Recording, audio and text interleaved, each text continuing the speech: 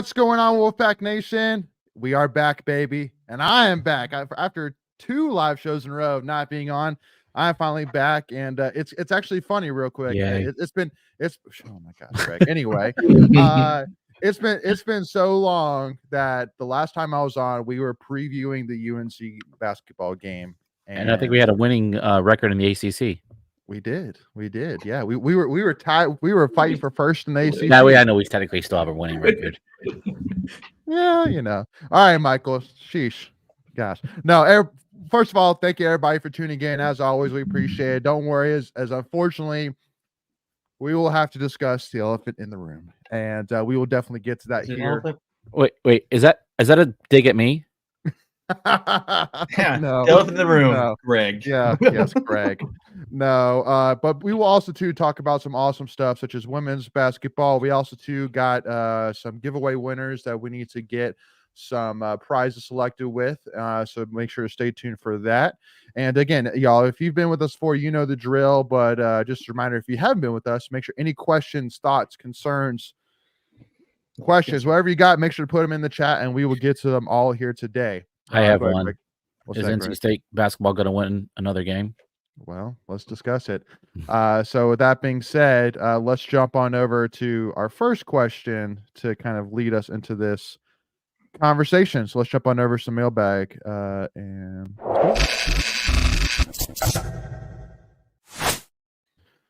all right. So we're gonna start off with like the easier one, and then really kind of jump to the the tough question here. But we actually had this question submitted to us again on our Discord. But what happened that caused us to lose so much national presence in basketball since 1983? And just to kind of put some around this, and Michael, I'll bring you in just to kind of put something a little bit around this. I remember that there was like one of those like time lapse graphs things where it shows like all time college basketball wins, and it had like NC State was like top 5 like for a while. Basically, I mean, from the 50s, 60s, all the way through the 80s, and then all of a sudden in the 90s, we just started to kind of disappear and just completely fall off the chart. So I figured it out. You guys were born.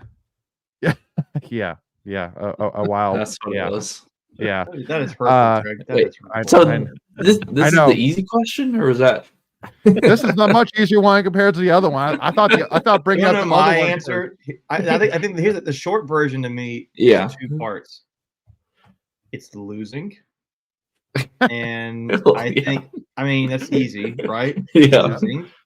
And it's UNC and Duke winning, right? I mean, they kept going, and I think Jamie V came, came out of the program. Mike Krzyzewski was going up, and 2 totally different trajectories at that point.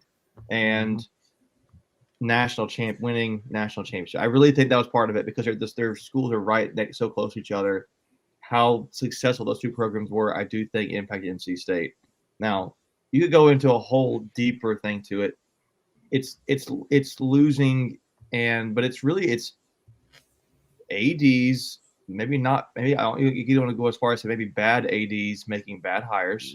No, that's what it is. And bringing in bad coaches. And over time, for so many years, and again, I say losing, not winning any ACC basketball championships in like the last 20, 30 years, somewhere in there. Having a more than your rivals do, like a dip in how you're successful. That's really it. I mean, it's like it just boils down to that. It's just a lot of bad ADs making bad coaching hires, and honestly, not knowing when to pull the string or the rug out of the thing sooner rather than later, right? Just to give a little context too. So I mean, like basically from 1946 to 1990, these were our coaching records. So Everett Case had a 377 and 134 record. Press Maravich had 38 and 13. Norm Sloan had 26 and 127. Yep.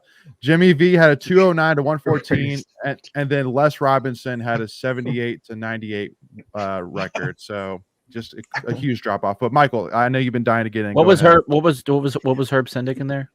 191 to 132. So 59.1% winning percentage. So I know who has the highest winning percentage. Yeah. You're number one draft choice for coaching. Press Maravich, baby. Let's go. But Michael, I know you've been dying to get in, so come on, man. Give us your thoughts. Dying. Yeah, no, I kind of reiterating just what Macon said. It was, I think, the downfall of Valvano, whether, that whole saga, however you want to put it, the bogusness of it. Yeah, definitely did not help. And then, from that point on, it was like Bacon said, it's bad hires. Yeah. Lee Fowler comes to mind for me. Like, like, I don't think Debbie Yao was a bad hire, but it was so far gone at that point, and it's like, well, and we'll talk a little bit about that, but I think that just like you were saying, Macon, that we hired after Jim Valvano, we hired Les Robinson, who didn't work out. But then while we got Les Robinson, UNC had a short little burst and then switched over from Dean Smith to Roy Williams, and then Duke had Coach K. So both UNC and Duke both had basically during this whole stretch, some of the greatest college basketball coaches of all time, and we were almost, unfortunately, I hate to say it against Les, but scraping a little bit of the bottom of the barrel a little bit. Yeah, I change your statement to the greatest coaches. I mean, there's no doubt that they are, they're in the top 5 of wins for a reason. So, heck, UNC went from Dean Smith to Roy Williams. I mean, right. Yeah. I mean, they spanned 50 years, 60 years of basketball for them. And they got Roy Williams when you could argue that, he was extremely successful. So they took him from one successful program and got him into another successful program. And that's just something that NC State, hasn't been able to pull off that Power 5 coach, right? When you transition from one coach to another. I mean, Les Robinson was I think he was East Middle Tennessee State or something like that. Herb was somewhere in Ohio. I'm thinking Miami of Ohio. That comes to mind. I'm kind of pulling these out of dark places right now, but I believe that was the case. But you get Roy, who's a Power 5 coach, a successful coach. That's just something we haven't been able to do. Is we haven't been able to expand on successful coaches, and that's a for disaster. Yeah, I'm gonna give you an example here. So they had, and I said it went from Dean Smith to Roy Williams. They had UNC had Bill Guthridge and Matt Doherty in between there, but they knew when to pull the rug out. So Bill Guthridge had, I'm looking here, he had a 74 win percentage. I mean, that's pretty good, but he couldn't be what Dean Smith was. He couldn't do that, and so got rid of him. Go to Matt Doherty, and that was probably the dark periods for UNC lately. Yeah. But that was between Bill Guthridge and Matt Doherty, 6 years. Wow. And it's they knew when to make a change. They were willing to make a change. And we stuck around with Sidney Lowe for a while, and we stuck around. I mean, I think oh gosh, I'm blanking on the guy's name before him. Before who? Herb Sindick. Or Herb Sindick, yeah. I don't know why I'm blanking on him. Yeah, Herb was okay. Herb was good, or fine and good, but just a lot of not really. You're not winning a whole lot of games. That was really the difference, perception. And to answer your question, as you're losing more and more, and you can't get those championships, you stay with this coach for longer and longer. You don't have in my opinion, a commitment to championships and winning and excellence like that. Then you get away from that. I mean, to be honest with you, I think it's really, in hindsight, now that we're all removed from those years, you can say that. So. Yeah, and you can even going back to when Debbie Yao was looking for Gottfried, he wasn't her first choice. That he was third or fourth. For whatever reason, NC State kind of got blackballed during that whole coaching search with Gary Williams kind of tampering and talking smack out there and trying to ruin her. But it's tough. It is. Yeah, I mean, it's tough. I mean, we've talked about it ad nauseum. Basketball is the easiest program to turn around, and you just got to find that coach, man. And then, you got to pull the right, like you said, pull the right strings, and it takes a winning culture from the top. It's going to take facilities. It's going to take money. And I'm not saying money fixes everything, but if you're willing to go out and spend some money, you give yourself a better chance. Yeah. So, Kins, I want to bring you in here. So, first of all, what's up? And hey, what are your thoughts here? And by the way, before you start, Kins, let us know in the comments too, y'all. What is your thoughts in terms of what has really been the turn? Do you think it's the sanctions? Do you think it's athletic directors? What do you think? Let us know in the chat. And we'll highlight a couple. Go ahead, Kins. I mean, kind of what everybody's been saying. I feel like to make it a short story is we're not winning. Like, I mean, not many. We have 2 blue blood schools less than 30 minutes away from us. So I've heard a lot of people say, why would you want to go play at State when you could play at Duke or Carolina and make it to the NBA while also have an opportunity to win a championship? So it's like, you hate to hear people say that, but I mean, we haven't won one since '83. So it's a pretty good argument to make. So Yeah. I just feel like not winning is definitely knocking us lower and lower off that pole of people wanting to come. And if you don't have the talent, you obviously aren't going to produce those wins. Yeah, agreed. And got Charles Oxstein in here. I'm stuck on us hiring the head coach of Charleston Southern if we fire Keats. And again, I don't necessarily want to talk about replacements yet. Just like, at the end of the day, even though things are bad, and again, we're going to talk about it even still more. At the end of the day, things can happen. Like, now have we seen anything, in my opinion, to make me believe that we can?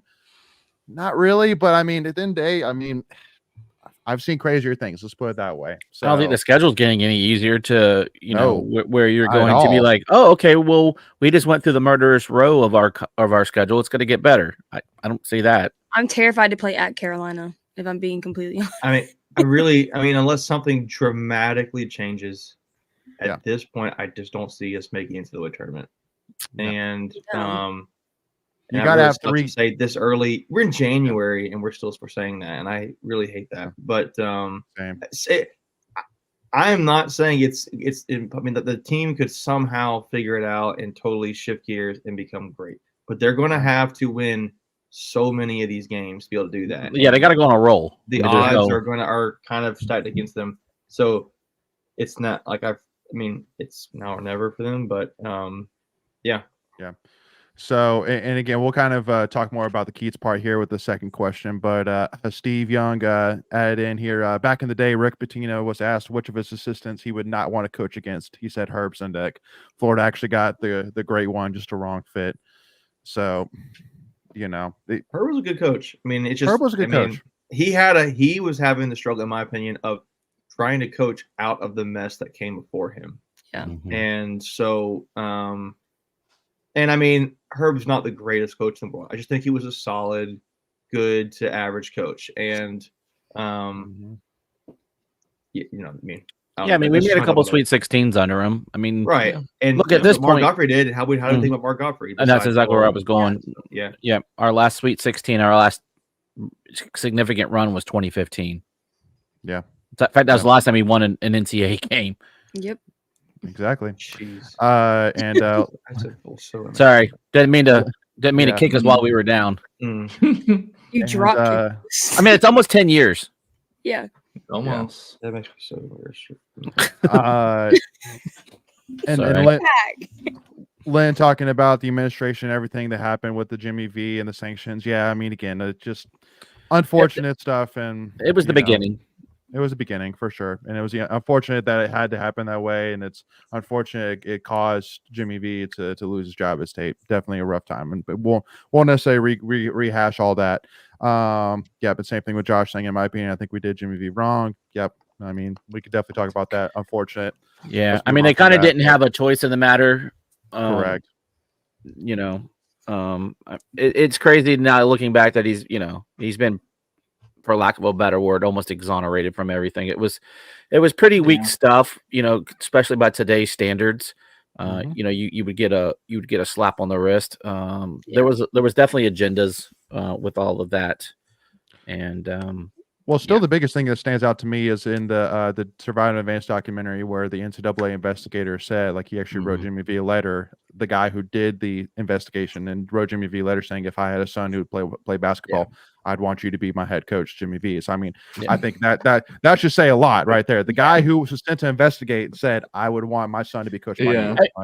It was a straight up witch hunt. They needed a scapegoat. It all was, easy to just say you're the guy, you're out, and Mhm. It's just I'm just at the point for me personally where I'm like, I'm tired of talking about 83. Like, it's so great, Yes. but I'm just tired of being like hanging my 40 hat years on ago. 83, right? I'm just tired of it. I want to win something in basketball and football. And I think, to be honest with you guys, I mean, the whole NIL stuff, like maybe we need to figure out ways to put more money into basketball because maybe you can win more sooner Yeah. or later. But I mean, like we had a large commitment in football. Maybe we need to start doing that in basketball. And I mean, I really think I would do that because I'm tired of losing. And I mean, I've granted, say just lost 3 games, and the 3 games losing skid right now, and on the team this year. And we're caught up in our feelings and emotions about this right now. I get that, but it's still true. Like it's still true. So I'm just Yeah, I mean, those are 3 winnable games, and it was, it took a great comeback by us against Virginia just to get it to overtime. We were basically non-competitive after the first 10 minutes of the Syracuse game. There's nothing that's glaring that says, okay, look, if we just get a bounce here, a turnover there, we're right back in. Like it just doesn't feel that way. Like there's this, I honestly I wouldn't be surprised if people go to the game, for one, and 2, if they didn't show up with paper bags on their head. Like I mean, it's not that bad. It's not that bad. Yeah, I mean, it's they, not they showed up with bags on their Paper head. bags is pretty bad, dude. That's They like showed up with that 2 years ago. A lot of the student section did. I mean, but it's I like know, but that's what it- that's a little too That far. was I think that's that, what they're way not worse. Carolina Panthers bad. I mean, Mhm. Carolina Panthers. They're not out on the technically- Panthers. Relax. Well, the Panthers were 2 in like whatever it was, and Relax. yeah, I mean, at least State has a I'm winning a Panthers record. fan, so I'm a right? Panthers fan. I'm just saying. Yeah. I But work. I mean, Can't talk crap on the thing. but the only reason I'm saying it is, I mean, in granted, it's not Twitter or X is not the greatest place to get a pulse on a fan base, because people get up in their feels really That's true. easily. But people are up in their feels really bad. Like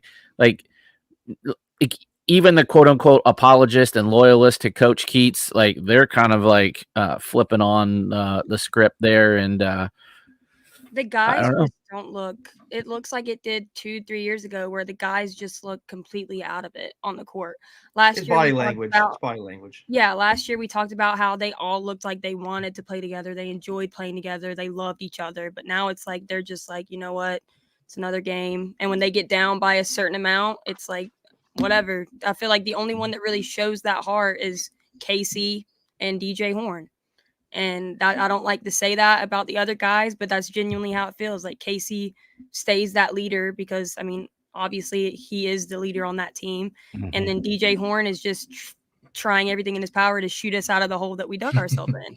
So And we're it's not a like- great, and this is no anything. We're just not a great shooting team, Yeah, and so and it's but we really also- hard to dig yourself out of a hole. Yeah. If you have to dig yourself out of a hole. And then if DJ Horn's not having a good game and he's trying to shoot us out of that hole and he misses, then he starts getting crap talked about on Twitter. It's like, I want to normalize fans leaving these guys alone. Like DJ Burns, you've seen a complete change in his mentality, because if you go and look at his likes on Twitter, and no player, they know that they're not playing well, obviously, guys. So we Right. don't need to 100%. go Yeah, and you be like, don't have to "Suck." pile on them. Yeah, like everybody who doesn't love DJ Burns, and when he has one bad game, y'all are like, sit him out. It's like, just these I guys saw people know it. saying like DJ sucks and all that. I'm like, And it's like, where where have you been? Like you Right? were like, I was like, he's a great sliced bread, and now he sucks. I'm like, it just, yeah, I It's don't ridiculous. care. I for that find kind of it stuff. I find it funny that the people that say those things couldn't put up 5 points in a college basketball game. or they don't have profile pictures of themselves on their page. Mhm. So it's a just lot like, easier to do it. these guys are working their tails off. They're just as aggravated. Trust me. So it's like, And- leave them alone. and, Yeah.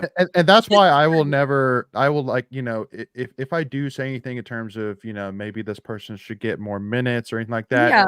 like I'm really going to carefully phrase that if I say it on Twitter, but I really wouldn't want to say something like that unless it's on a live show where I can explain Yeah. it. And at the end of the Right. day, because at the end of the day, Mm. again, these are guys that are doing everything that they need to. And now if we need to talk about the coaching staff, that's fine. They get paid a lot of money to get talked about, like, like Exactly.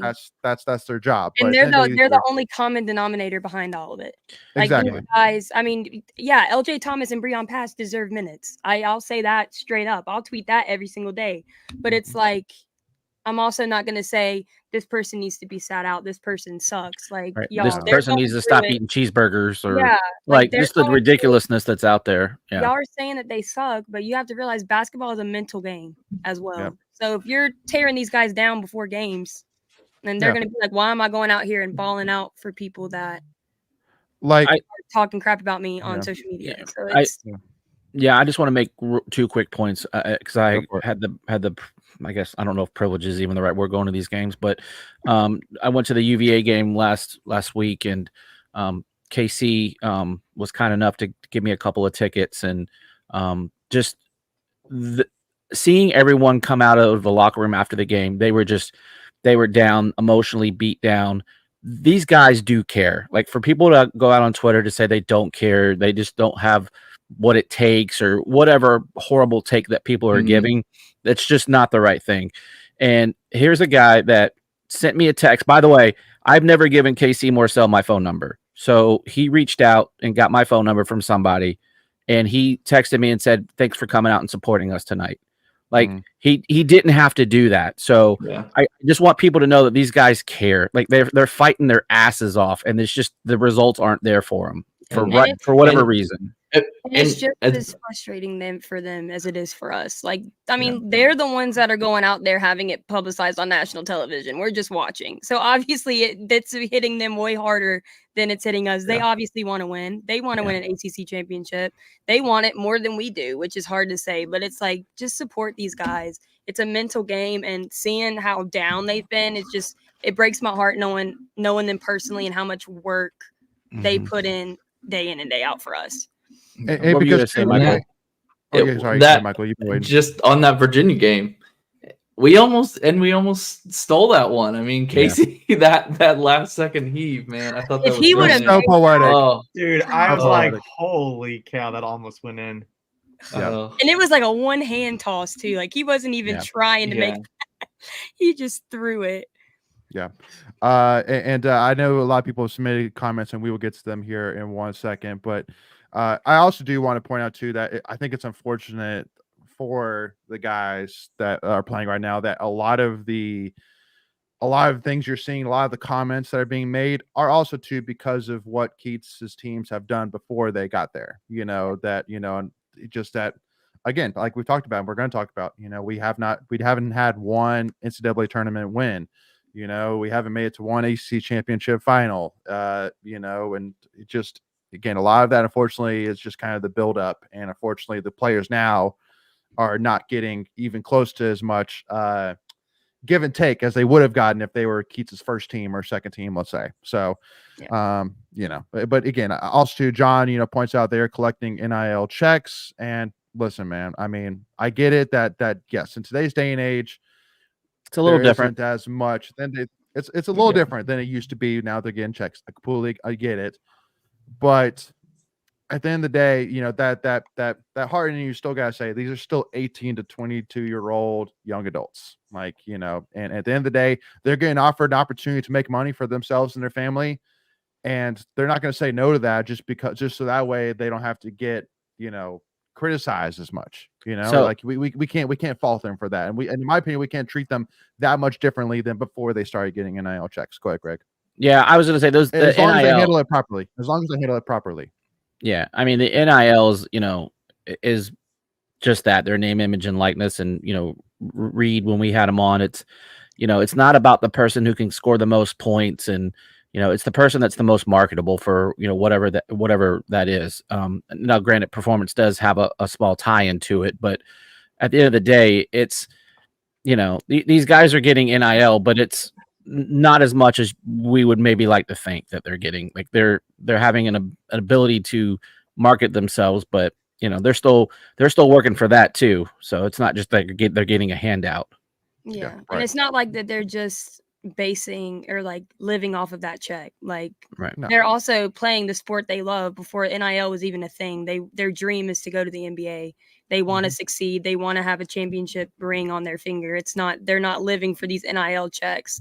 So a lot of people just need to understand that as well. Like, just because they have a check doesn't mean like, oh, I've got it now. Like, we're good. I'm not even going to put in the work to get anywhere. Like, no, they're working their tails off. So I gotta say, Kens, you're shooting out some fire makes me points mad. tonight. Like, it hurts me for these guys because I see them. Like, I see it on the court. Knowing Casey personally, and seeing just how like he's trying to keep that leadership on the court, but also seeing all of these people tearing him down it's aggravating. And if y'all know me at all, I'm a very protective friend.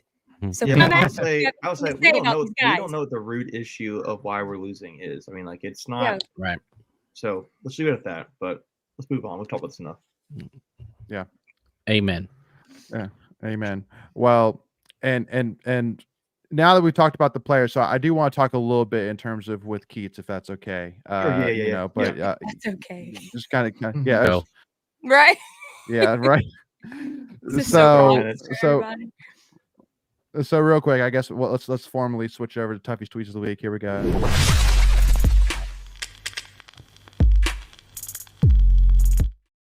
All right. So this tweet here by Wolfpack Vishnu talking about Debbie Yao did so much for in-state athletics, and absolutely she did. One of the biggest moves and one of the biggest names in in-state athletics history, no doubt about it. Thanks to her, we have nationally relevant programs in wrestling, cross country, women's tennis, baseball, women's basketball, both swimming, among others.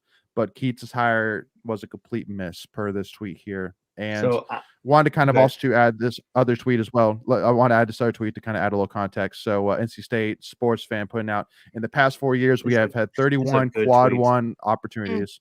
We've won an astonishing 3 of them. Think about that for a minute. 3 and 28 in quad one opportunities over the last 4 years. Yeah. The one thing I'll preface this tweet real quick. Oh, go ahead, Michael. You're probably going to say the same thing I am. So go for it. Yeah. I always have an issue with these, moving target stats. Like, it's the same thing of like when you talk about Doran top 25 wins, like when we beat a team that contributes negatively to their ranking. So it's like, and it's always a moving target. At one point last year, I think we had 5 quad one wins and we ended the year with 1. So it's like, I don't know. It's definitely not good, but I don't think that this is as bad as it's a big grain of salt. What you're getting at, right? Big grain of salt. Yeah. And that's exactly what I was going to say too. It's just not it's unfortunately in a situation. It is a stat though. It is, and I mean, it's like, oh my God. And we're talking 4 years. Like, it's not like it's 1 year. So there's a larger sample size there. So right. Yeah. No. Again, at the end of the day, unfortunately, in a situation where we are eventually wanting to get to the point where we can look at the NCAA tournament not as a goal but a byproduct, and winning ACC championships, things like that. Like quad one opportunities, we gotta be better than 3 and 28. Like, and I mean, like looking at the rest of this schedule, for example. I mean, basically, we have 5 quad one opportunities left. As of today. As of today, yeah, exactly. Again, to Michael's point. Yeah, as of today, we have at Wake Forest, at Clemson, at UNC, Duke at home, at Pitt. Now hold on, I'm gonna say right now, at Wake Forest and Clemson, NC State can totally win. State can win those games, but and Pitt too. They don't see. Yeah, they don't come across as unfathomable to me. It's just. It's just a lot what we done for me lately, and I'm not seeing a whole lot of hope. Think about it, but they can totally do it. So it's just a matter of. I'm excited to see. Not to go back into all of it again, but well, I mean, real quick. I mean, we didn't take a lead against Wake Forest until like the last 4 minutes of that game. Clemson is Clemson was Clemson last year. Yeah. So yes, I understand what you're saying, and in theory, we have a fighting chance, but. Again, we don't know if they're going to go out and make shots or can't make a shot shooting it into the ocean. Yeah, right. I feel like it's kind of like we're to the point where we were with football. Like, is it going to keep going down this road, or are we going to switch it up and change something and start actually going out there and winning games? So it's like the next few games, we're going to see which one they actually want to do. Yeah. I mean, it's kind of a turning point right here. You've got 3 games at home against 3 teams you'll be favored against. I didn't think we would be favored against Miami, but I think we're 1.5, 2 point favorites there. Yeah, but again, that's a moving target too, isn't it? based on betting lines, like how people are Yeah, betting. yeah. But just saying that those are the next Yeah. three are three very winnable games at home. And that could You know, put you on a streak easily. Right. And you know, you don't have any Q1 wins. You also don't have any Q3 or Q4 losses. So you're still right kind of in the middle where it's not over, but you got to start winning lots of games Now. Yeah. Now. Yeah. There's Yeah. no time to waste. Not soon. Right. Now. Yeah. Yeah. Tomorrow No. night at 9, we need to come out and win a game. It's a must Yep. win. I might be in bed by then. Yeah. No, it's a must win. Yeah. And and just to us too want to kind of bring up a couple of points from earlier because we haven't touched on many of them. But yeah, Josh said 3 straight home games. If we lose to Miami, Georgia Tech, can you imagine what it'll be like against Pitt? It's done. Yeah, it's done. Yeah, no, if you lose both those games, we're done. Just pack it up. Especially Georgia Tech. There's that's Georgia Tech. Oh my God. Yeah. That might be Q4, honestly. The fighting then. EB Duanas. I don't know if they're that bad, but Right? The fighting EB Duanas. I like it. Right. Playing the fighting. But that's Jaguars. that's a team that plays hard. I mean, they beat got a new Duke coach. at Yeah, Duke. yeah, and they almost. They should have beat Duke. Who? Pitt or Georgia Tech? Pitt. No, did. Georgia Tech beat Duke. Georgia, But yeah, at early. Duke? It was that was like the first ACC game we played back in December. Okay, I It was know like their Pitt won at Duke. Yeah, but- so much has changed since then. But yeah, Yeah. Agreed. Oh yeah, Pitt beat Duke too at Duke. last Yes, they weekend. did. Yeah, Oh yeah, don't you remember all the your number ones Crazy. to the Pitt player? Yeah. So,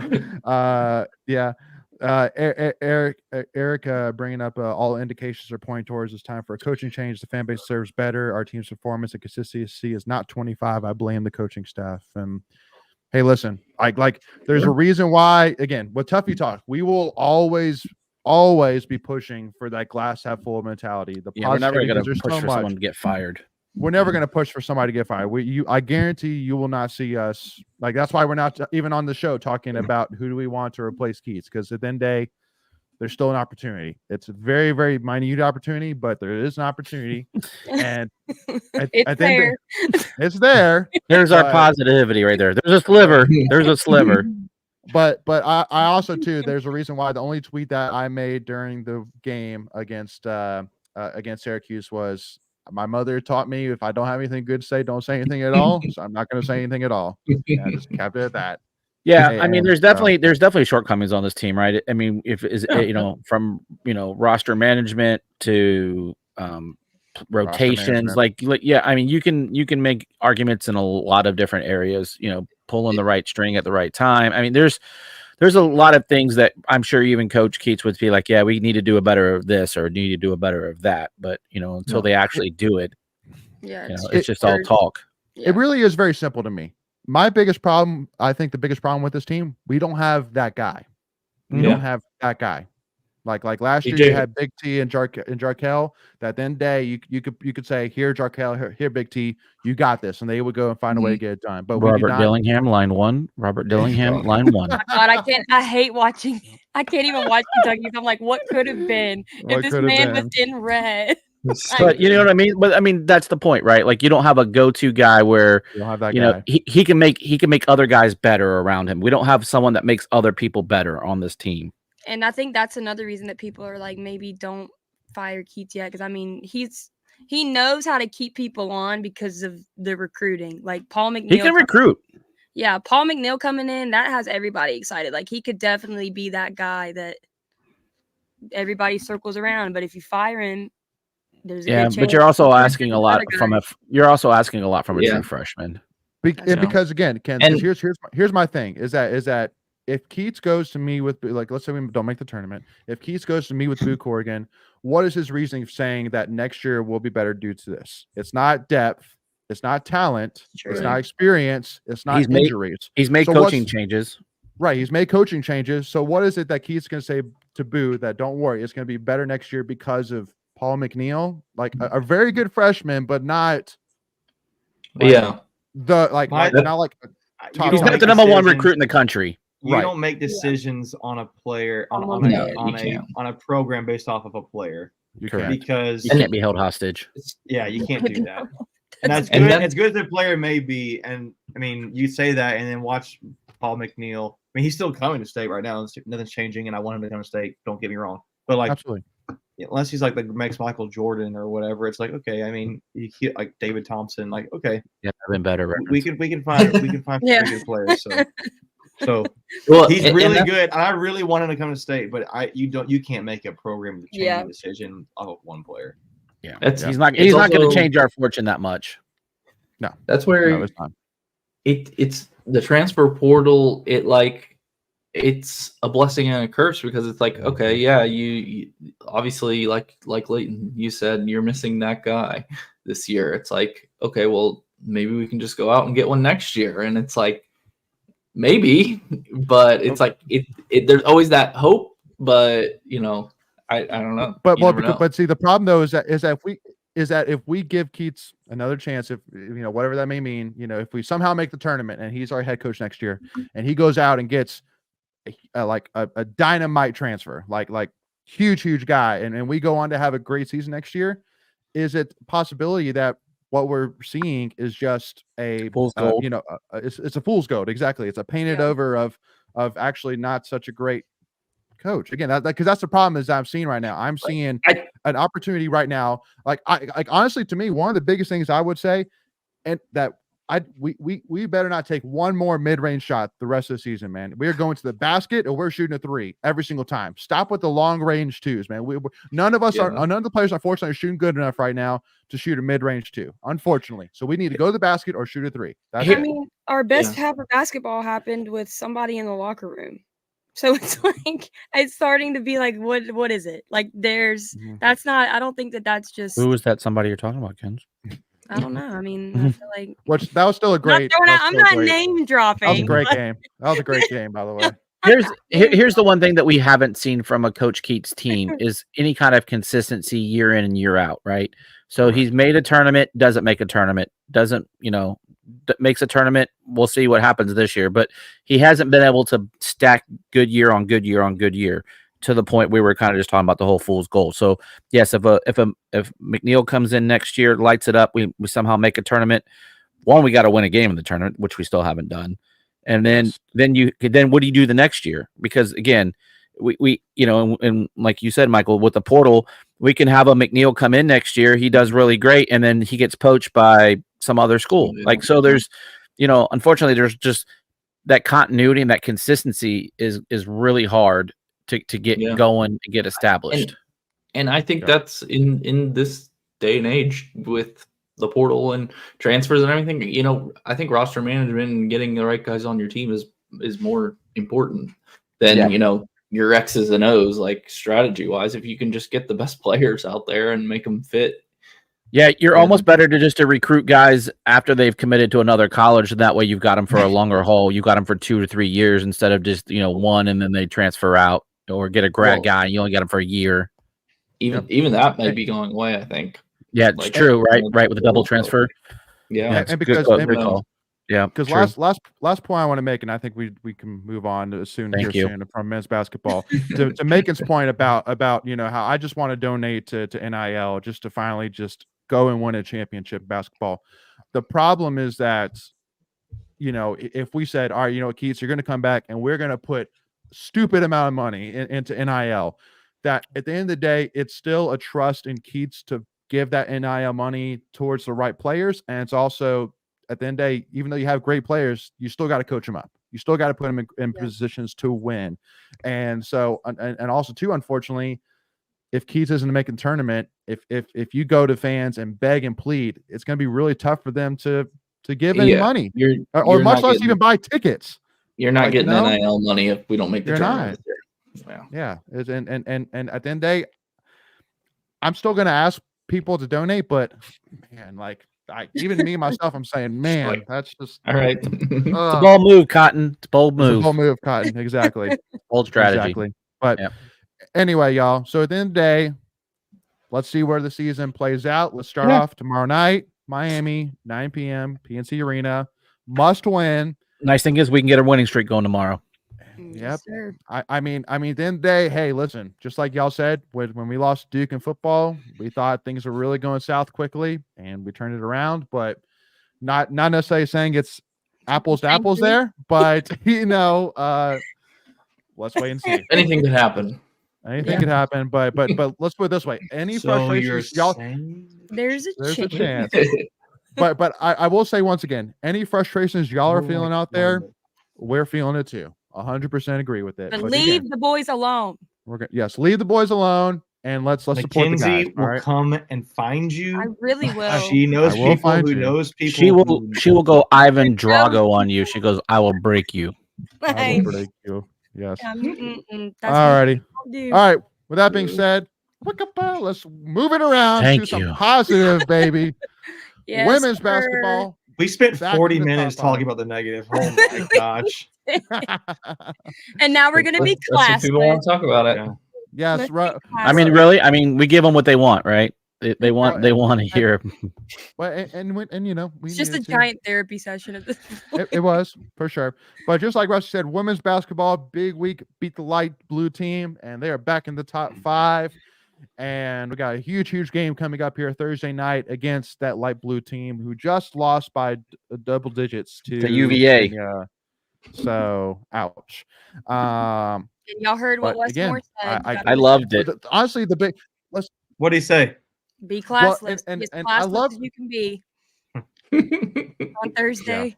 well, and I love that one tweet out there from I think it was a UNC guy being like, you know, it's so petty seeing, you know, 2 coaching staffs talk bad Yeah. about each other's programs, and it's like Mac does that Westmore's- every year. He's a new. I think he's a new UNC beat writer, so he's not because tuned Westmore in. has never said one bad thing and never No. will say one bad thing about the UNC women's. He didn't basketball start it. program. He told Nope. us to be classless. That's all he said. He was talking to us. Yep, he was talking to us about us. He was not saying, He didn't say nothing about UNC. and he was saying that somebody, Banghart, said that we are classless. And so, okay, well, if we're classless, then go be classless, Wolfpack Nation. You hadn't seen classless yet, Miss Thing. Just wait. Yes. She said that this year? Yeah. No. Well, she No, she said that last year on a podcast with a British guy. I remember that. I I'm like, think Wes she was said that. also kind of acknowledging the whole what Mac Brown said about the athletes over here as well. Because he was like, I've heard a few coaches say that we have some classless fans. So I'm asking Wolfpack Nation to be even more classless on Thursday. So I think he's throwing shade at every coach that decides to run their mouth about our school. Right. Yeah. So it says Westmore on playing UNC at Reynolds Coliseum this week. I believe someone called us classless. I hope our fans are real classless on Thursday night. Is the exact quote. And they will be. We got you, coach. Yeah. I wish that someone had could just throw in some money and put T-shirts and just put the word classless on red T-shirts with white lettering. Like the Hurricanes. One of the S's with, is like the block S. That'd be nice. Yeah, there you go. I like that. But just like with the Hurricanes, where it's where one guy's called Hurricanes a bunch of jerks, and right, and it's they like embraced it. Yeah. Yep. It's like, all right, we're a bunch of classless fans. Cool. Sounds good. And hey, I mean, where the mascot Wolfpack came from is because somebody said that we behaved like a pack of wolves. So you know, so a shade that turned into a mascot. So but really good week for the women's basketball team last week with two good wins against Clemson and Boston College. Boston College, thank you. I was trying to remember who we beat yesterday. But the biggest thing which I'll say about these 2 wins, which I loved, is the fact that it was Isaiah and Madison really carrying the load for us in these 2 weeks because they were the ones struggling and now they're the ones carrying. And to me, that's what you want. Like to me, it's kind of a little bit in the situation where you don't have that one guy, that one player that carries the load. What you want is kind of like in baseball, where you don't want every batter hot at the same time, because that means that they're going to be all cold at the same time. It's kind of one of those things where it's, hey, listen, right now Madison and Isaiah have been feeling it, so hey, give them the ball. But then come to UNC, if Sanaya and Zoe are feeling it, then give them the ball. It's a good thing of having a lot of really good players. And also love having Rubber Ballbin back. Yeah, also props to Mimi Collins in her last 5. She's got 14, 18, 16, 14, and 17. She's been killing it. Yeah, it's awesome. I love it. I think Mimi is one of my favorite players to watch play on the women's team because I feel like she does not get the attention she deserves. Mm-mm. Yep. And I don't know. I really like Mimi. Yeah, she's been Everybody? averaging 15.8 points, 7.4 rebounds, and 1.5 assists per game over the last 5. Isn't she on an award watch list too? I forgot which one it was though. Yeah, I'm not sure. Yeah. No, And but also, too, they gotta just get- all fit together Mike. so well. Oh yeah. I mean, They the love playing rotations- with each other. The difference in watching no. the games is just crazy. Yep. Big week. And I mean, also it's- too, shout out to here, Carson. Yep, sorry, but a little bit of lag here. No, Sorry about that. Yeah, that is weird. But Yeah. shout out to this. Also, this comment here about Carson. Banghart also said that Duke is more relevant than the 2020, 2021, and 2022 ACC champs. Yeah. So, interesting Wait. comment there. She said that too. Yes.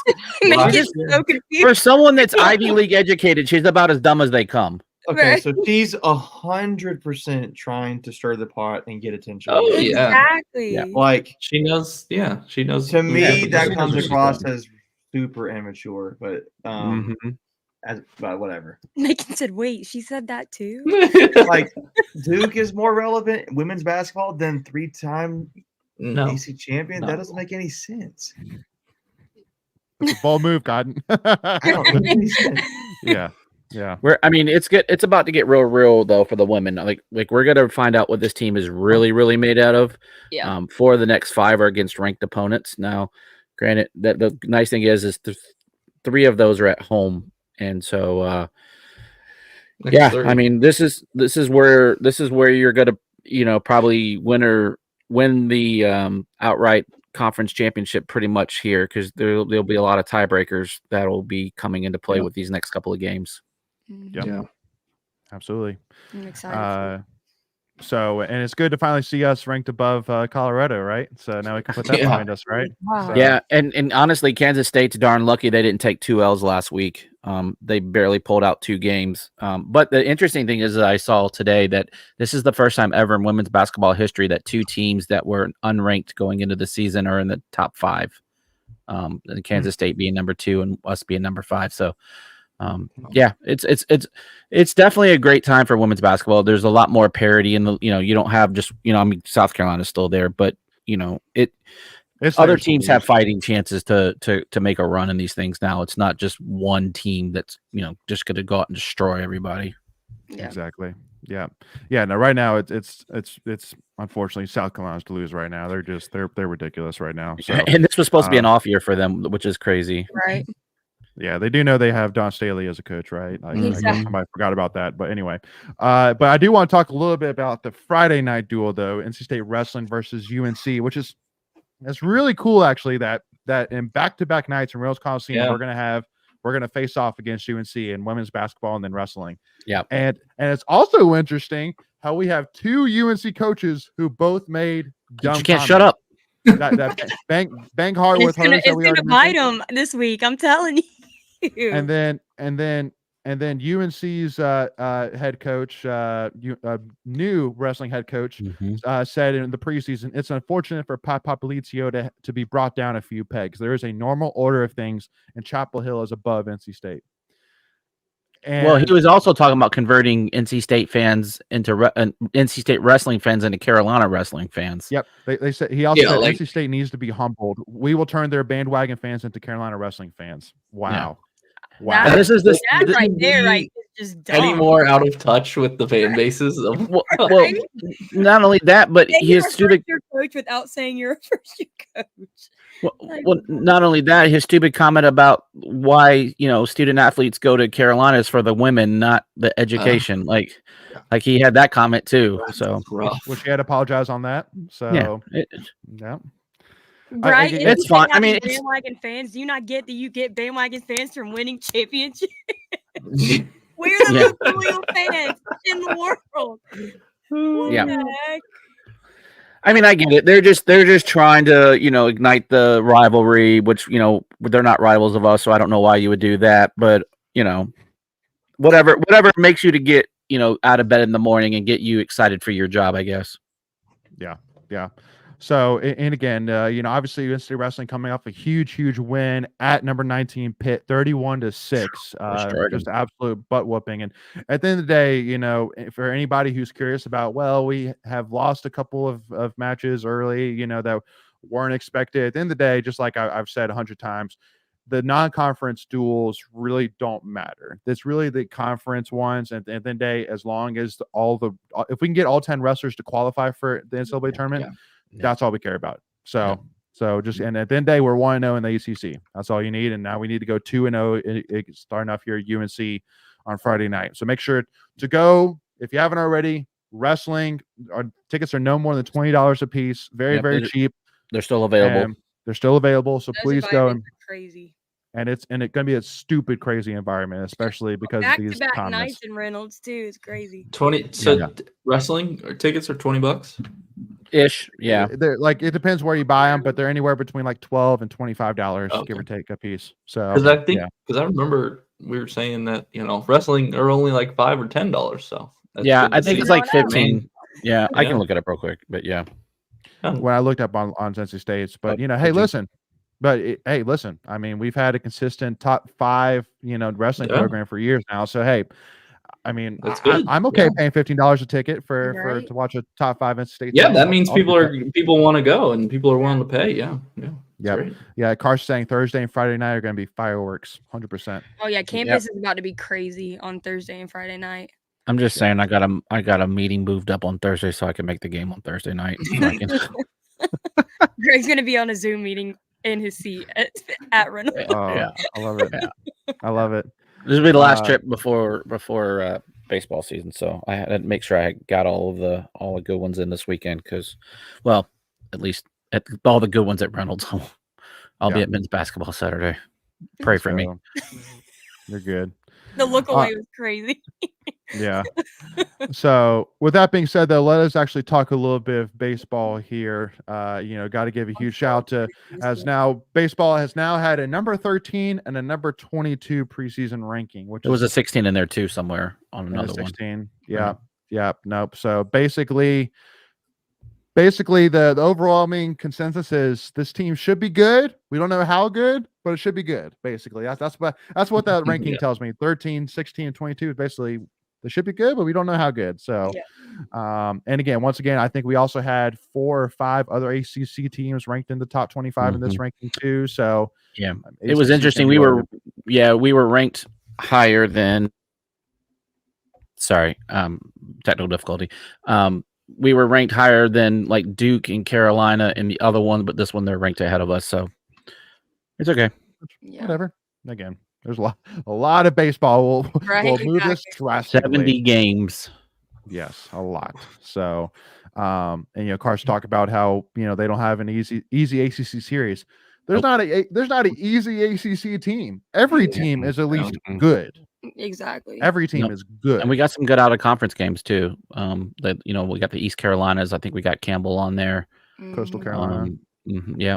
So it's going to be a good schedule. Do we want to go ahead and we were going to do it before the show got started, but we want to go ahead and put out that news? We can. So in terms of who our preview is going to be with. No. No. Okay, we can talk about that in a second. No, about Jackson Lucas. Jackson Lucas. Work with me here. Yeah. Sorry, Greg. It's all right. Our telepathy is not on point tonight. Our telepathy is not on point tonight. Yeah. No. Just real quick. We're all Jackson Lucas and his family's in our thoughts and prayers. He lost his dad last week to I believe it was a 3-year battle with ALS. So just want to kind of give him a shout out and just say, we're thinking about you and the whole Lucas family. So yeah. And for those who aren't aware, he is a baseball pitcher. He's a sorry, pitcher, thank right? you. Yeah, true freshman pitcher. Yeah. So and I know he hangs out with Steve Young and Reynolds Hall and those guys a lot. So dude, that dude loves NC State. Like I know he's an athlete, but like even if he wasn't an athlete, he would be all about it. So. But yeah, we're definitely thinking about him, and just I know it's a tough time for him, especially having to deal with that and the season just getting started. I was about to say going into the season too. Yeah. But If you want to go ahead and switch gears, go ahead. And if you want to tell them about our preview, go for it. Yeah. So just for our amazing followers here, we're gonna go ahead and let you all know that we are going to be doing our 2024 baseball season preview with the one, the only Gino Groover, baby, and we're excited to have him on to talk about his life and after NC State, going through the pro circuit, things like that, but also talking a little bit about his thoughts on the players. Definitely, in my opinion, talking a lot about Sam Highfield, man, because this will kind of move into our next tweet of the week here, man. But man, I am ready for Sam Highfield to come back guns a-blazing, man. Like, it is so overdue. It is stupid how overdue it is for him to come back to what he was in 2021. Yeah. So this is the last ride for the 21 team too. So That's right. So, but make sure you do not miss out on that preview. Do us a big favor, hit that subscribe button right now and hit that notification bell so that way you're notified whenever any of our episodes go live. But that being said, our next tweet of the week here is D1 Baseball came out with their preseason All-Americans with pitcher Dominic Fritton, again, third team All-American, and Jacob Kozar, again, second team All-American. And it's crazy. He's a top 10 prospect and he's second team All-American. You said it, not me. Thank you, Yeah. Jake. No, it's okay. Yeah. I didn't see who first team was, so maybe it makes sense. But I mean, I agree. I mean, unless there's another catcher that's also a top 10 prospect, I mean, which there might be, but I don't know, man. So, but yeah, no, I mean, honestly, to me though, like the first thing that stood out to me, like I already kind of hit at it, seeing Dominic Fritton being like, man, that should be Sam Highfield, man. Like Dom Fritton's been phenomenal, and again, like that kid is going to be great for us this season. But again, just I think every State fan is going to have a little bit of that ache in their heart, being like thinking about what Sam Highfield did for us in 2021 in the Pac-13 game, and being dominant against Vanderbilt in the College World Series, and I want with every bone in my body for that guy to have his comeback, man. Injuries have plagued him, and that back injury has plagued him, unfortunately, and we're ready for him to get back from that. So we have an old buddy on the preseason All-American list too. Who? Sorry. Okay. Yeah. Process it for a second. Yeah. Number 47. Yeah. Yeah. Of course. I mean, he's got to be first team, right? Got to be first team. Yeah. Yeah. Yeah. He's got to be first team. Yeah. Think so. Yeah. First team. All right. So Cole Messina is the catcher from South Carolina. That's the first team guy. So okay. All right. I mean, hey, listen, Kozar if Kozar can use that as a little bit of fire, then fine. Go be it. Go crazy. Use that as fire. I'm here for it. But anyway, y'all. So we are now 2.5 weeks away from opening weekend. So so make sure y'all to go and get tickets where you can, and let's pack it out. We'll have some giveaways. Yep, we'll have some giveaways for sure. So stay tuned for that. Any last thoughts here on baseball before we touch on a couple other things? No, we got plenty to talk about this weekend. Less than 3 weeks. Yeah, it's right. It's like 18 days. That's right. It's 2 weeks from this Friday is what it is. Basketball. LSU just lost to women's basketball to who? Mississippi State. I saw that. Ooh. Ouch. Didn't State have a player Madison Hayes. There you go. No, transferred to Mississippi State. No, Madison Hayes. Oh yeah. Yeah, you're right. Sophie Hart? No, she's at Minnesota. I'm gonna look it up. Figure it out. 1 second. I'll look at the roster real quick. Yeah. Nope, that's not her. Here, I'll figure it out. I'll let you know. I could, maybe I'm wrong, but I think I'm not. I think it's the Jessica Timmons. I feel like she went to Rutgers or something. Interesting. I think I'm wrong, guys. So I'll look real quick and I'll I'm putting the roster right now. So I'm going to beat you. So there. But man, that's a rough look though for LSU to get Angela Reese back and also add to it Livy Van Lith, and they just haven't looked like. I'm not gonna lie, dude. I'm so glad they're losing because they are so full of themselves. I love it. Yeah, I'm not seeing anyone on there. Well, and Nick talked about Shaquille Moore, Alabama, from Mississippi State. Yeah, that's where Timmons went, Alabama. Okay, yeah. So anyway, but that being said, huge announcement as the NC State football spring game will be April 6th, 4 p.m. Oh yeah. So make sure to put that on your schedule. Make sure to come out as Macon is ready for it. And I love it. That's a different And- time too. Like normally it's earlier. So Yeah, it's usually like 12. hmm Yeah. I like that time. Yeah. Side note: we should get Well, I back to think they- football players posing like they used to back in like the 70s, where they'd be like a football pose. The Heisman. Yeah, not like the Heisman, but just like this one, they're like on the line. Those are cool. Yeah. Cool photos. Sorry, Make thought. it sounded such a dad. Just I know. Yeah. Yeah. These But are again, so make sure April 6th, 2:00 p.m. Make sure to put it on your calendar. Come and check it out. As again, there's going to be a lot to see at the spring game. A lot. I feel like there's gonna be a lot of people there. It's going to Yeah. be Totally. a whole new. Yeah, I think there's going to be a lot of things going on. I'm sure Savage Wolves will do some stuff. Like I think it's going to be probably one of the biggest ones in quite some time. Oh, totally. Yeah, for sure. Not only just because of the players and seeing the players, but also, I think there's going to be, we haven't heard anything yet about what kind of pregame activities and stuff they're going to do, but I'm sure they're going to do something. So make sure to stay tuned for that. Yeah. But anyway, also too, got to give a huge shout out to our guy, Peyton Wilson, who did his measurables for the Senior Bowl. Measuring in at 6'4", 234, hands, what is that? 9 inches, I guess, 9 inches across. Arm length 30.18 inches and a wingspan 76.18 inches. But the biggest thing, which I do want to say, I think that what he does in the Senior Bowl, what he does on Pro Day, like, I mean, he has top round 1 or 2 of potential if he can ball out and if he can put some of these injury stuff, behind, injury concerns behind him, which I think then, like we said, if he can run a 4.40. Which he ran. I don't see him any Notre issue Dame. doing that at all. See, the only thing about that is he lost 4 pounds in that weight. I realize it's relative, but like he, I feel like his one thing besides injury is I feel like people think he maybe could be bigger, which I don't really know about that. But it's like I don't know.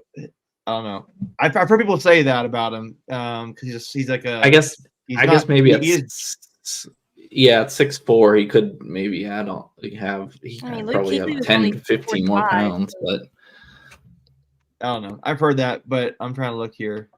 Look, just put it on the Yeah. tape. Like the heck with the Yeah. measurables. Just put it on the tape. Right. I know. Like, No, I know you if do. a team's I'm just really, saying. if our team's really going to boil down to like, well, this guy did win Best Defensive Player of the Year, but he could put on 10 more pounds. Like, you're stupid. Okay, so yeah. I mean they've done it all, since the day of time. Drew Brees is too short. Russell Wilson's too short. I mean, you just look for the negatives in these guys, but the tape doesn't lie when for the most part. And here's the other thing, and we all know this, like the draft is not an exact science. So you got guys that get drafted high, don't do nothing. You get guys that are undrafted and have, ball out. yeah, borderline Hall of Fame careers. Agreed. Absolutely. But yeah, just like Carson said, Peyton Wilson graduated from NC State University and Grown Man University. So I love it.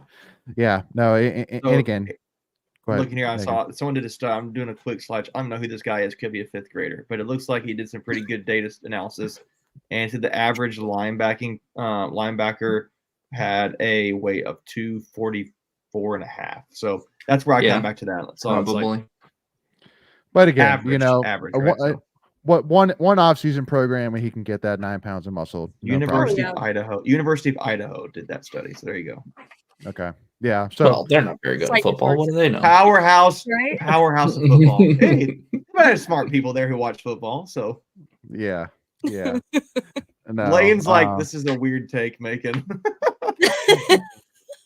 I ain't saying nothing. So I know. Yeah. Macon. which hey, listen, I agree with Nick. At the end of the day, if injury is pushing back to the 3rd round, then that is going to be the absolute steal of the draft. I'm telling you. you, yeah, he's gonna be a freaking steal. Easy. I told a buddy of mine, I said, I really could see him being a 2nd round pick. I think I could see some team being like screw. He's been 2 years healthy. He's fine. Kind of like I could see a team doing that. Yeah. So Yeah. Oh yeah. No, I mean like if Peyton Wilson again could run a 4.4 with everything he does physically, with how athletic he is, how high his football IQ is, like I just don't. If people are already comparing him to a Luke Kuechly, Yeah. yeah, he's definitely going to be a steal in the draft. Yeah. I Like agree. that's just a different breed of linebacker. Agreed. So, But with that being said, hey, listen, let's just see how he does in the Senior Bowl. Let's see, what he does on Pro Day. And I know that like I don't know if there's a way to do like a live stream of the 40, but I would love to like watch like second by second Peyton Wilson's Pro Day, like because that is going to be a huge make or break. I feel like for his draft stock. Yeah. And Nick kind of brings up. He reminds me more of Leighton Leighton Vander Vander Esch Esch than Luke Kuechly, which That's a good one. yeah, I'd agree with that. I'd agree I with think that. I, there was reminds me of There's a Keegan. couple of Cowboys linebackers that were old. I can't remember the guy's name. I saw somebody do a comp of a couple comps of Luke Kuechly. King. I can't. No, his first name is Sean something. I can't. No, I was calling Luke Kuechly a king. No, that's not it. I'll look it up. Sean Lee. Sean Lee. I saw a comp for him to Sean Lee. Thanks, Nick. Appreciate you. Yeah, good call. Yeah, I saw a comp for him to Sean Lee. There's another one, but that was one that I remember a little bit. Obviously, I need some help remembering it, but yeah. Yeah. So again, excited, y'all. And then lastly, just want to touch on this real quick here. With NC State gymnastics, man, got to give a shout out. Hey, listen, y'all. There's been a couple tweets, giving me / us a hard time about being, gymnastics, lovers. Which, hey, listen, I don't care, man. Hey, gymnastics is if they deserve it, then they deserve the credit. And then at the end of the day, I'm looking at the fan support that showed out, the students that showed out, the fact they had a student line around the block around Reynolds to get in. Like, listen, there's hype there, and I want to keep boosting that fire because listen, it's I like winning. So. I like winning. Right? Yeah, I like winning. I like a top 25. If there was a chess program. team that was winning, I would celebrate it. Okay. Exactly. Do you have something more to talk about other than men's basketball? Best believe it. Yeah. And also too, because again, I don't know about you, but I also love a winning program. But I also love a program that dominates UNC. And I mean, last Friday they dominated UNC, beat them by over a point. So I'm here for it. Whoa. Gymnastics is a lot. So which if you don't know, that's a lot. By 1 point. Yeah, it isn't basketball, but again, real quick, Leighton, on this graphic. What does it mean by specialist of the week? Like, what does that mean exactly for gymnastics world? Do you know? Doesn't that mean like her specialty is floor? So typically, yeah. Probably. So basically, like gymnast of the week is typically like a gymnast that competes all around, so competes in all 4 events. Specialist of the week is typically for somebody who competes in like 1 or 2 events, so is a specialist, but is like phenomenal at that 1 or 2 events that they compete in. So, but by the way, too, though, these Clemson leotards that's a weird, like, it's just crazy to see Clemson in the gymnastics. Because keep in mind, this is the first year that Clemson's had a gymnastics program. But also, too, again, got to give a huge shout out as well that, for Wolfpack Nation, again, we have 3 superb gymnasts in Lex Ortega, Chloe Negretti, and Emily Shepard. Emily Shepard being the gymnast of the week this week, but also, too, the freshman class this year, folks, is absolutely phenomenal. I mean, Ashley Knight being the newcomer of the week, and then Maddie Lee being also a dominant freshman as well. The future of in-state gymnastics is super, super bright. That's all I'll say on that. So, hey, what do they have? About 4,000, 4,500? It looked pretty full. Yeah. What would you guess? Yeah, 4,500 sounds about right to me. Sounds about right. Like I mean, enough where there wasn't like one section that was completely empty. Like pretty much every single section was taken. There was people in every single section, and there wasn't like one like big huge spot, and the entire student section was filled, which is awesome. So again, and and then Carson got to give a shout to gymnastics for making Friday Taylor Swift night. Tired of hearing her name. Nobody. We got 2 more weeks. I'm so tired of it. Props to Taylor Swift making it to the Super Bowl her first year. Did you see? Did you see American? Well, hey, honestly, I'm not going to bite into this because it's like they want me to talk about this. That's exactly what they wanted, Macon. I'm not doing it. Fall for it. I'm not doing it. You're better than that, Macon. Yeah. He stopped himself mid-sentence. Nope, the guy will not do it. Yes. And again, it actually is kind of interesting though with like, is Lamar Jackson the biggest almost quarterback, like, and even go back to his college years, like if he almost could have been that guy in terms of like if he would have beaten Clemson at Clemson. He was 1 yard away from pulling out the win against Clemson and competing. And Carter Finley. Couldn't yeah, do that either. he was That almost so Such many a almost. shame. I know, such a Hate it shame for him. indeed. Yeah, right. Only if his career would have gone somewhere, he could have been something. I know, right? I know. He wasn't I mean, he could have done so much more than win one. Imagine Heisman what he and could have win- been. Imagine what he could have been. And NFL MVPs. MVP, probably another Yeah. one this year. Yeah. Yeah. I don't know, dude. After that game the other day, I don't know if he's going to win it at that point. I don't know. Yeah, I think it's I already don't know, voted. dude. It's already voted for. Oh, Okay. is it? Yeah, think yeah. so. Well, Their then- votes have to be in like the last week. Of the He's over season. there going, whew, that was close. Yep. Because he looked bad. Yeah. Absolutely. So yeah, anyway, so NFL. And the last thing I'll say as well, again, a lot of people were giving crap about, me tweeting out, I'm not watching the Super Bowl anymore. Yes, I'm watching the Super Bowl. Yes, I'm giving huge shout outs to Joe Tooney, to all the Pack pros that are supporting for sure. But then I'm a sports fan just like anybody else. Yes, I am tired of seeing the Taylor Swift talk. I'm tired of seeing the Travis Kelce, Patrick Mahomes talk. It's just like Jason's the best out of both of them anyway. it's, I don't know well, why He doesn't even play for the Chiefs. I know, right? So He's already the MVP of the Chiefs. that's right. That's right. But anyway, y'all, I know that you might be asking, well, aren't you going to talk a little bit about the schedule release? And we will actually going to be recording some episodes to talk about that actually right now. So make sure, again, if you do not want to miss out on those episodes, make sure, again, just like I already said, hit that subscribe button, hit that notification bell. And again, also we have our preview with Gino Groover. So again, a lot of great stuff coming out and then some. So make sure to do not miss out. If you enjoyed this conversation, do us a big favor, hit that like button and make sure to give us a follow at Tuffy Talk Now on Twitter, Instagram, and TikTok, y'all. But thank you all so much for tuning in. We'll see y'all soon and go Pack, y'all.